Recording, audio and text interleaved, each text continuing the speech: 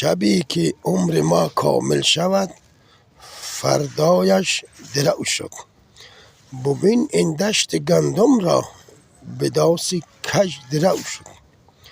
طبیعت می دهد درس تکامل را برای من. طبیعت می دهد درس تکامل را برای من.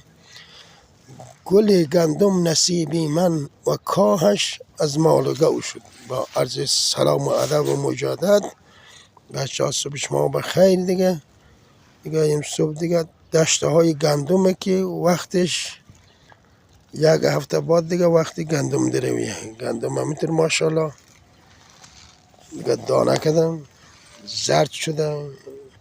وقتی دل مول گندم دشت ها دیگه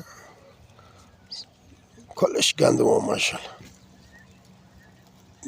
گندم اصلاح شده زرد. امروز 11 میه. نمیدونم چندمی سور میشه.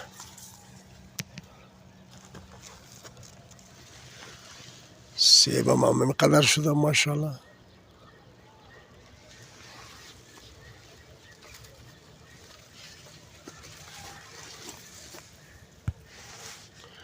انشالله خوش و صحتمند و موفق و معید باشید. ایام بکامتان شاد و جور و صحتمند باشه. جایگاه شما در گل گندم خالی.